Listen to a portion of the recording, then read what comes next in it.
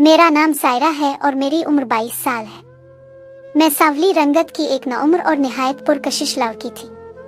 बालों की लंबाई घुटनों से नीचे तक थी, जिस पर बोलती हुई मेरी सहर अंगेज बड़ी बड़ी आंखें, जिन पर निगाह पड़ते ही इंसान मेरे सहर में जकड़ कर रह जाए। मेरी सांवली रंगत में घुला नमकीन पानी का सूंधापन मुझे दूसरी लड़कियों से मुमताज बनाया करता था।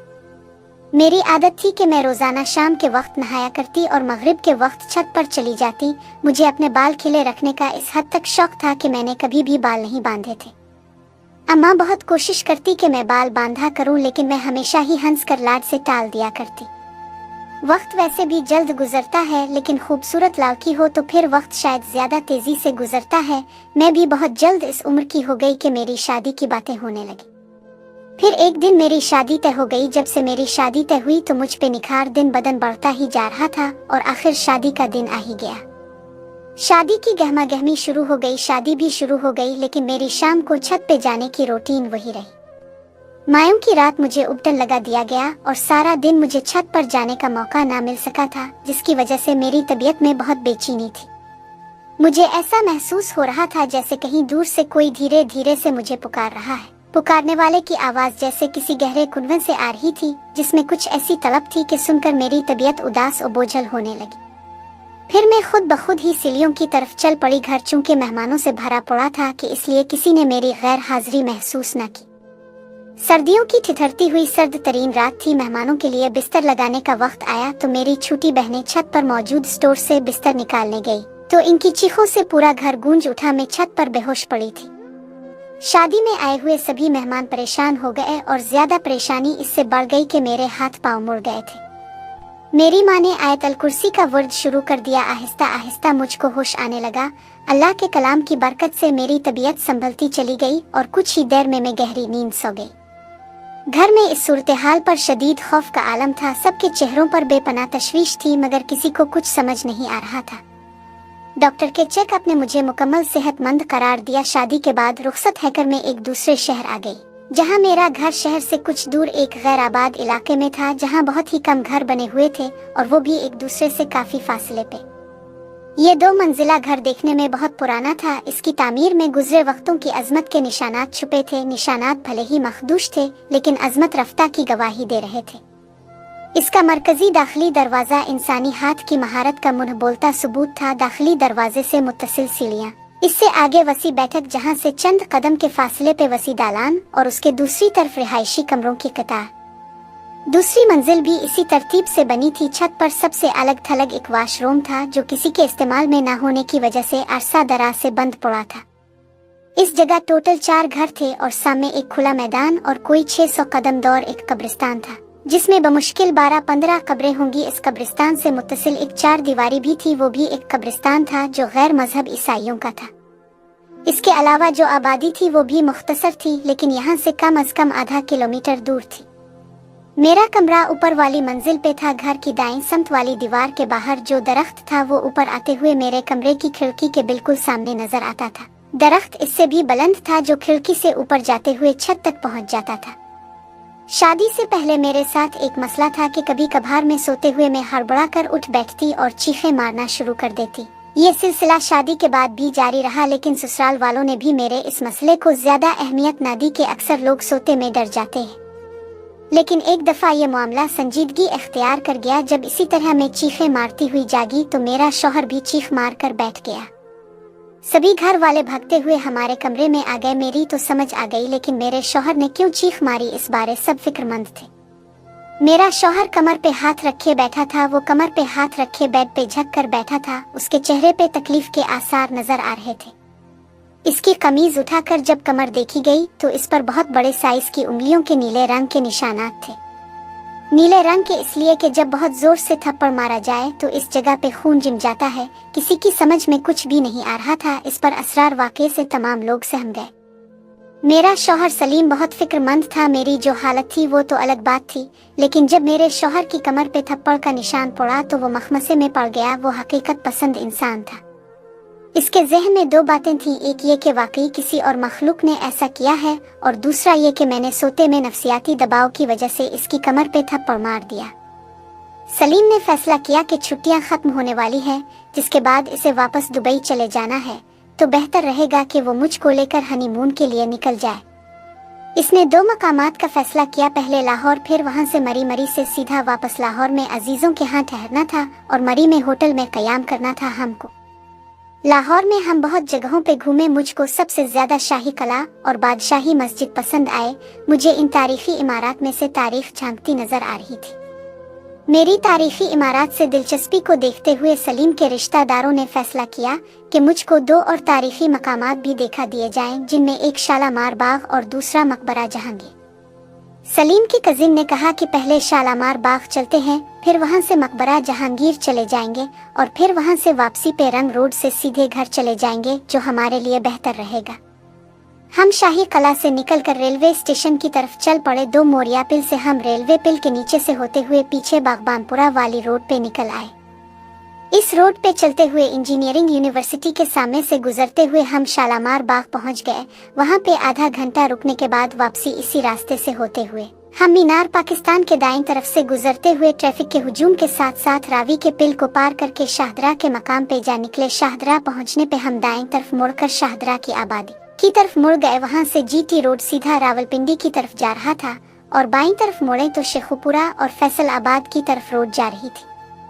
शाहदरा की तरफ रुख करने के बाद शायद 2 या 3 मिनट्स की ड्राइव के बाद हम मकबरा जहांगीर पहुंच गए। ये मकबरा लाहौर से बाहर होने की वजह से और दूसरा हमारे मजमुई मुआशरती रवैये की वजह से ऐसे ही है जैसे सौतेला नापसंदीदा बच्चा। जो लोग तारीख के बारे ज्यादा नहीं जानते वो लाहौर तारीखी इमारत घूम भी जाएं तो बहुत सुन को पता ही नहीं कि मकबरा जहांगीर लाहौर से बाहर शाहदरा के मकाम पे है। हालांकि कुछ साल पहले इस मकबरे की तज़ीन और इराश की गई है, लेकिन फिर भी यहाँ बहुत कम लोग आते हैं। जिस वक्त हम लोग पहुँचे तो इक्का दुक्का लोग मौजूद थे, जिसकी वजह से वीरानी ज्यादा छाई हुई थी। यहाँ पहुँचने के बाद से ही मेरी कैफियत अजीब सी हो रही थी, लेकिन मैंने किसी पे जाहिर न होने दिया। मेरा शौहर सलीम अपने कजिन के साथ नमाज अदा करने चला गया और मैं दूसरी खातून के साथ वहीं पे ईंटों के बने तारीखी फर्श के एक कोने पे बैठ गई। मैं बैठी रही और दूसरी खातून इधर उधर टहलने लगी। मैं अपने धया में घुटने पे कोहनी टिकाए और हाथ पे थोड़ी रखे किसी गहरी सोच में गुम बैठी थी कि अचानक मेरे सामने एक मलंग बच्चा आ खड़ा हुआ, जिसका हुलिया अजीब सा था। इसने जर्द रंग की धोती सी बांध रखी थी और ऊपर फटा पुराना सा चुगा, गिले में मुख्तलिफ रंगों की ढेरों मालाएं। वो बच्चा शायद 12 या 13 साल का होगा। वो मेरे सामने खड़े होकर बजाय कुछ मांगने के अपनी लाल अंगारा आंखों से मुसलसल मुझे घूरे जा रहा था। मैंने इसे नजरअंदाज करते हुए अपना रुख दूसरी तरफ कर लिया, लेकिन वो घूमकर मेरी तरफ सीधा मेरी आंखों के सामने जा खड़ा हुआ। बहुत ही पुरअसरार सा अंदाज था इसका। वो बिल्कुल खामोश खड़ा था, लेकिन एक तब्दीली ये आई कि इसने मुंह से कुछ कहे सुने बगैर अपना हाथ मेरे सामने फैला दिया। मैंने चाहते हुए भी कुछ ना दिया और कहा कि माफ करो, लेकिन वो बार बार मना करने के बावजूद वहां से गया नहीं, बल्कि वहीं घास पे एक साइड पे बैठकर मुझे घूरना शुरू कर दिया। मुझको बच्चे बहुत प्यारे लगते थे, लेकिन इस बच्चे की नजरों में कुछ ऐसा तासुर था जिससे मैं अंदर ही अंदर सिमटी जा रही थी। द्रिसहमी से मैं नजरें झुकाए बैठी थी कि एकाएक वो मलंग बच्चा अपनी जगह से उठा और एक लम्हे में ही आगे बढ़कर मेरे पैरों को छू लिया। पैरों को छूते ही इसने खड़े होकर वज्ज की हालत में धमाल डालना शुरू कर दी। धमाल एक मखसूस अंदाज का डांस है जिसे आम जुबान में हाल खेलना कहते हैं, जिसमें नाचने वाला अपने आप में गुम होकर नीम बेहोशी की हालत में नाचता रहता है। वो बच्चा तो नाच रहा था, लेकिन मेरे पैरों को छूने के बाद से मुझको अपना वजूद भारी होता महसूस हुआ। सलीम और उसका कजिन भी आ गए, लेकिन मेरा वजूद इतना भारी हो चुका था कि मुझे अपनी जगह से हिला भी नहीं जा रहा था। मैं खौफजदा नजरों से इस बच्चे को नाचते हुए देखे जा रही थी। चारों तरफ से तेज हुआ चलना शुरू हो गई। हुआ के चलने से दरख्तों और करीबी दीवारों से सीटियों की आवाजें आ रही थीं। तेजी से नाचते हुए बच्चे के बाल वहशतनाक तरीके से हुआ में उड़ रहे थे। सलीम ने मुझको कई दफा आवाज दी, लेकिन मैं यकटुक इस बच्चे को ही देखे जा रही थी। सलीम ने जब देखा कि मेरी तवज्जो मुसलसल इस मलंग बच्चे की तरफ है, तो सलीम ने बच्चे को रोकने की कोशिश की। बहुत दफा रोकने के बावजूद जब इसने कोई तवज्जो ना की तो सलीम ने आगे बढ़कर उसके गाल पे एक जोरदार तमांचा रसीद किया।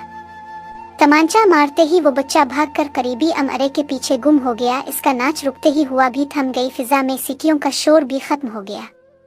कुछ देर के बाद मेरे हवास भी बहाल हुए और मेरा वजूद पहले की तरह हल्का फुल्का हो गया। हम लोग वहां से निकल आए। रात सुकून से गुजरी और अगले रोज हम मरी के लिए निकल गए। सलीम को यकीन था कि मरी की आबहुआ मेरे लिए बहुत फायदेमंद होगी, लेकिन ये खाम ख्याली थी।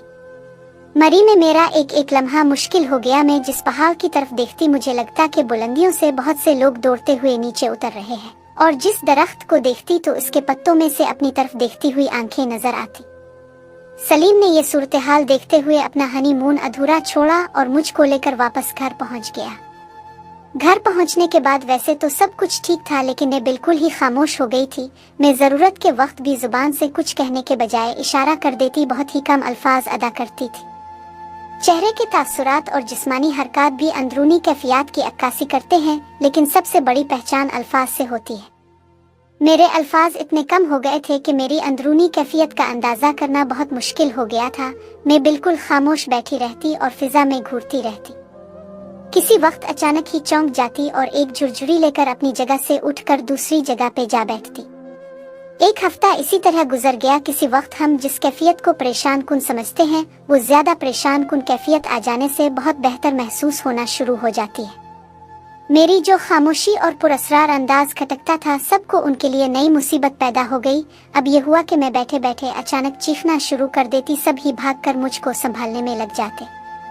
बैठे बैठे चीखती तो फिर भी सब पास होते, लेकिन ज्यादा परेशानी तब होती जब मैं अचानक ऊपर वाले कमरे में बाथरूम में जाकर अंदर से दरवाजा बंद कर लेती और भयानक अंदाज से चीखना शुरू कर देती। इस हालत में मुझे संभालना भी बहुत मुश्किल हो जाता। सारे घर वाले भी मिलकर मुझे काबू नहीं कर सकते थे कि मुझ में इतनी ताकत आ जाती जैसे 10 आदमियों का जोर एक ही इंसान के अंदर आ जाए। वो सब मुझे संभालते संभालते निढाल हो जाते और मैं अचानक ही खुद ब खुद नॉर्मल हो जाती। मैं खामोश तो थी ही, लेकिन अब सहमी हुई रहती थी। मेरी खुशकिस्मती थी कि मेरे ससुराल में सभी निहायत अच्छी और नर्म तबीयत के थे, कि उन्होंने अभी तक किसी भी किस्म की कोई ऐसी बात नहीं की थी जैसी बातें आम तौर पे ससुराल में की जाती हैं। वो सभी मुझको इस तरह संभालते जैसे अपनी सगी बेटी को संभालता है कोई। सलीम की छुट्टियां खत्म हो चुकी थीं। वो ना चाहते हुए भी मुझको इस हाल में छोड़कर वापस चला गया ताकि अपनी बीवी को जल्द अज जल्द अपने पास बुला सके। सलीम के जाने के बाद मुझको मेरी सास ने पूछा कि मैं क्या चाहती हूँ, क्या मैं यहीं रहना चाहती हूँ या अपनी अम्मा के घर जाना चाहती हूँ। जैसे मैं चाहूँ वो इसी में खुश है। मैंने ख्वाहिश जाहिर की कि मैं अपनी अम्मा के घर जाना चाहती हूँ और बीच बीच में वापस आ जा करूँगी। मैके में वापस आकर मेरी हालत हैरत अंगेज तौर पे संभल गई। मैं नॉर्मल हो गई। मुझको देखकर पता ही नहीं चलता था कि कुछ ही दिनों पहले मेरी क्या हालत थी। चंद दिन गुजरे तो मेरी सास मुझे मिलने आई तो मैं अकेली बैठ गई उनके पास और कहने लगी कि अम्मा जान, मेरी समझ में नहीं आता कि मैं जब से वापस घर आई हूँ तो मैं पहले की तरह बिल्कुल ठीक हूँ। समझ में नहीं आ रहा कि मेरे साथ क्या हो रहा है। जब से शादी शुरू हुई है तब से मेरे साथ ये अजीब और गरीब मामलात हो रहे हैं। मुझे शर्मिंदगी भी है, लेकिन यकीन करें कि मेरी समझ से बिल्कुल बाहर है कि ये सब किया है। मेरी सास एक नेक दिल खातून थी। इसने कहा बेटी कोई मसला नहीं है, हमें तुमसे किसी किस्म का शको नहीं। हमारी बेटी के साथ भी ऐसा हो सकता है। हमें तुम पे कोई शुबा नहीं है। तुम जैसे खुश और सेहतमंद रहो, हमारे लिए वही काबिल कबूल है। बहुत जल्द सलीम ने मुझे दुबई बुला लिया। अब यही लगता था कि सब ठीक हो जाएगा। मेरे आने की वजह से सलीम ने चंद दिन की छुट्टी ले ली थी जॉब से। इसकी जॉब दुबई में थी। दुबई में रहाइशें बहुत महंगी हैं, इसलिए इसने अजमान ने फ्लैट ले रखा था। छुट्टी जितने दिन की थी वो मुझे घुमाता फिराता रहा। मैं भी बहुत खुश थी। जिंदगी अक्सर तब्दील हो गई थी। छुट्टी के दिन गुजर गए तो सलीम जॉब पे चला गया और मैं फ्लैट पे अकेली रह गई। अभी तक सलीम ने मुझे सिवाय नाश्ते के कुछ भी बनाने नहीं दिया था। हम खाना बाहर से ही खाते रहे। अमारात पहुंचने के बाद पहला दिन था जब मैं अकेली थी। अभी तक सब कुछ ठीक चल रहा था। इस दिन भी सब ठीक था। मैंने सफाई सुथराई से फारिग होने के बाद खाना बनाने की तैयारी शुरू कर दी। आज पहली दफा था कि मैंने घर पे खाना बनाना था। सलीम को आलू गोश्त और उबले हुए चावल बहुत पसंद थे। आज यही फैसला हुआ कि पहला खाना आलू गोश्त और उबले चावल पकाए जाएंगे। दिन को मैंने बस हल्का फुल्का खाया था कि मुझे ज्यादा भूख महसूस नहीं हो रही थी। खाने का यही था कि सलीम के साथ ही खाऊंगी। सलीम ने जो वक्त बताया था घर पहुंचने का, इसके मुताबिक मैंने 2 घंटे पहले खाने की तैयारी शुरू कर दी। पहले बहुत मोहब्बत से आलू गोश्त बनाए। मैंने यही फैसला किया कि सलीम के आने से कुछ देर पहले चावल उबाल लूंगी। जब वक्त थोड़ा रह गया तो मैंने चावल निकाले। पैकेट में बंद होने की वजह से चावल साफ सुथरे थे, लेकिन फिर धोना जरूरी होता है तो मैंने स्टील के गहरे पेंदे वाले बर्तन में डालकर चावल धोने शुरू कर दिए। सलीम घर पहुंचा तो अपने पास मौजूद चाबी से दरवाजे का लॉक खोलकर अंदर दाखिल हुआ तो बड़े प्यार से आवाज दी मुझको, लेकिन मेरी तरफ से कोई जवाब ना मिला। ये 2 बेडरूम का फ्लैट था जिसमें दरवाजे से अंदर दाखिल होते ही टीवी लाउंज था, जिसके बिल्कुल वस्त में राहदारी सामने मौजूद कमरों तक जाती थी। राहदारी में दाखिल होते ही बाईं तरफ किचन था और दाईं तरफ बाथरूम। राहदारी के एंड पे बिल्कुल सामने जो दरवाजा था वो बड़ा कमरा था और बाईं हाथ पे जो दरवाजा था वो छोटा कमरा था, क्योंकि इस कमरे के अंदर भी अलग बाथरूम था। फ्लैट में दाखिल होते ही 10 फुट के फासले पे किचन का दरवाजा था और बर्तन धोने वाले सन के नल से पानी बहने की आवाज भी आ रही थी। हैरत की बात थी कि इतने करीब हैकर भी मैंने इसके पुकारने पे कोई जवाब ना दिया।